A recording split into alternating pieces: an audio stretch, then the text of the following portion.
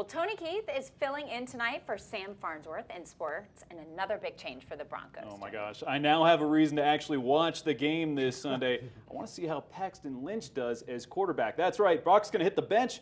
Paxton will be under center, but don't let the Broncos' losing season distract you from the winning seasons for both the Nuggets and Avalanche, the good, the bad, and the downright ugly when it comes to the injury reports for both Mile High teams coming up after the break.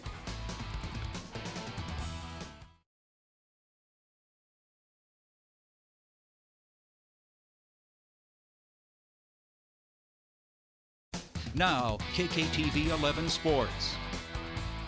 Bottom line, I didn't make enough plays to win the game. Straight from the horse's mouth, Brock Osweiler took the blame for the Broncos' loss against the Bengals on Sunday. His performance prompting the Broncos' third quarterback change this season. Head coach Vance Joseph giving Broncos country a reason to watch this Sunday as Denver visits Oakland.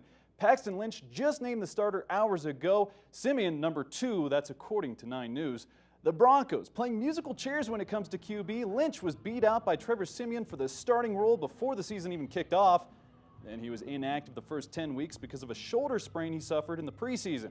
Then it was Brock for a few games. Now Denver's receivers have to get behind a third quarterback with a 3-7 record.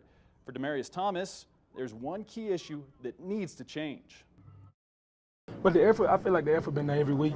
It's just the turnovers. You can't win in this game with the turnovers. You can't win in the game with the negative plays on offense. You know, we do something good on offense and then we're going backwards. Yeah, expect a whole new style of offense this Sunday. The Paxton Lynch decision comes on the heels of Bill Musgrave being promoted to interim offensive coordinator when Mike McCoy was let go yesterday. With 2 turnovers this past weekend, the Broncos' turnover ratio -16. It is safe to say the Broncos' postseason hopes are shot, but for those die-hard Broncos fans still holding on to hope, statistically the Broncos are still technically in the hunt, so you're saying there's a chance, a very, very small chance. Off the field, players helped distribute more than 3,000 turkeys and boxes of food to families in need this morning. The food was handed out to the Denver Rescue Mission. The organization gathers nearly 15,000 turkeys every year for families on Turkey Day. Well, if you've given up on the Broncos, there are some winning teams in the Mile High City. Some bad news, though, for Nuggets fans. The news broke in just the past few hours. Denver's Paul Millsap is out 2 to 3 months for a wrist injury, according to The Vertical. He was hurt Sunday against the Lakers. This Nuggets roster runs deep, though. Wilson Chandler is, quote, 95% certain he will suit up against Houston tomorrow night.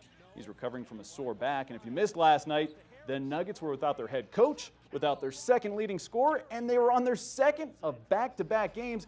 They still downed the Kings 114-98 to extend their winning record to 10-7.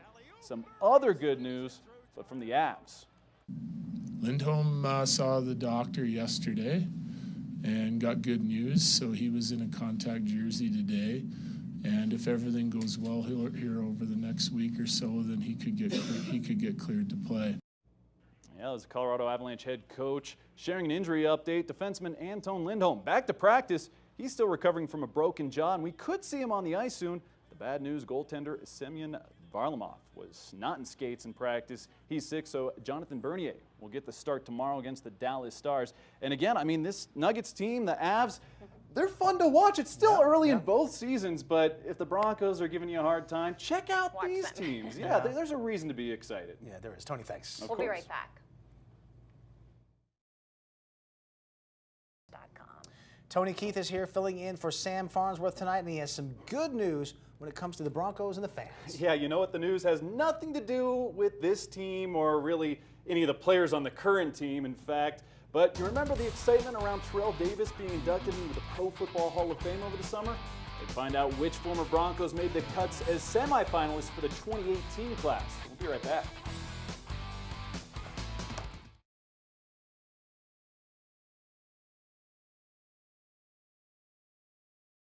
Now, KKTV 11 Sports.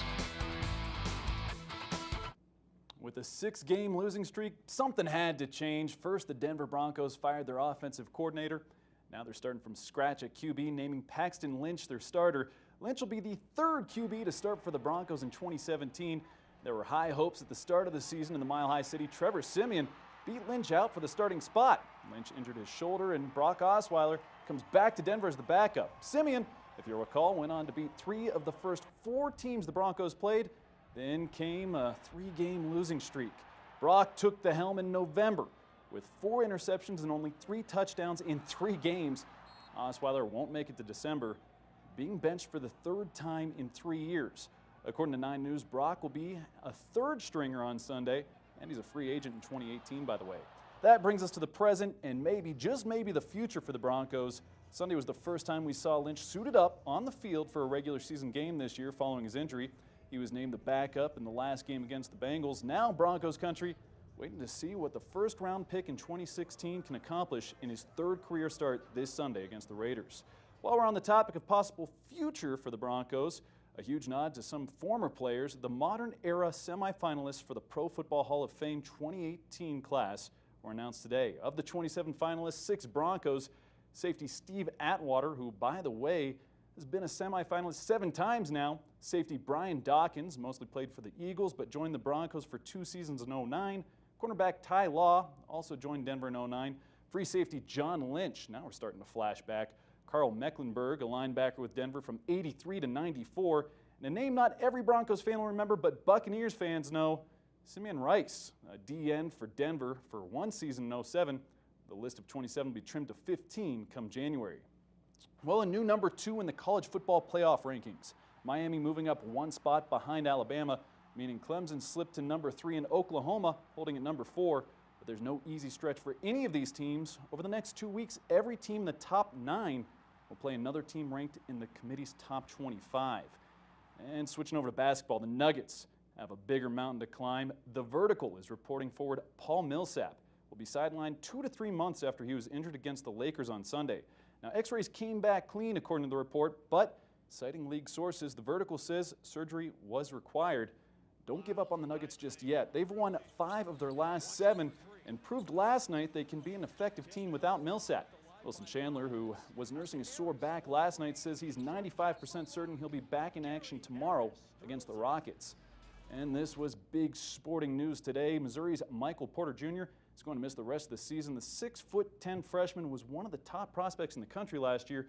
He only played 2 minutes this season before missing the last 3 due to a back injury. Found out today surgery will keep him off the court for quite some time. And real quickly, want to end with my play of the day. UCLA and Wisconsin on the hardwood. Clock ticking with 10 seconds to go in the game. Tied at 70. That's Aaron Holiday with the buzzer beater to win the game. And that does it for sports. Be right back in just a bit. Bottom line, I didn't make enough plays to win the game.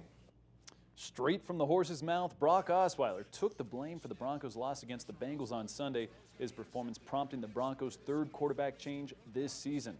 Head coach Vance Joseph giving Broncos country a reason to watch this Sunday as Denver visits Oakland. Paxton Lynch was named the starter and Trevor Siemian his backup, this according to 9 News. The Broncos playing musical chairs when it comes to QB. Lynch was beat out by Siemian for the starting role before the season even kicked off. Then he was inactive the first 10 weeks because of a shoulder sprain he suffered in the preseason. Then it was Brock for a few games. Now Denver's receivers have to get behind a 3rd quarterback with a 3-7 record. The official announcement is expected this morning. For Demaryius Thomas, though, there's one key issue that needs to change. But the effort, I feel like the effort been there every week. It's just the turnovers. You can't win in this game with the turnovers. You can't win in the game with the negative plays on offense. You know, we do something good on offense and then we're going backwards. Well, hey, if you've given up on the Broncos, there are some winning teams in the Mile High City. Some bad news, though, for Nuggets fans. Denver's Paul Millsap is out 2 to 3 months for a wrist injury, according to The Vertical. He was hurt Sunday against the Lakers. This Nuggets roster runs deep, though. Wilson Chandler is, quote, 95% certain he will suit up against Houston tonight. He's recovering from a sore back. And if you missed Monday night, the Nuggets were without their head coach, without their 2nd leading scorer, and they were on their 2nd of back-to-back games. They still downed the Kings 114 to 98 to extend their winning record to 10-7. Well, that does it for morning sports. Have a great morning.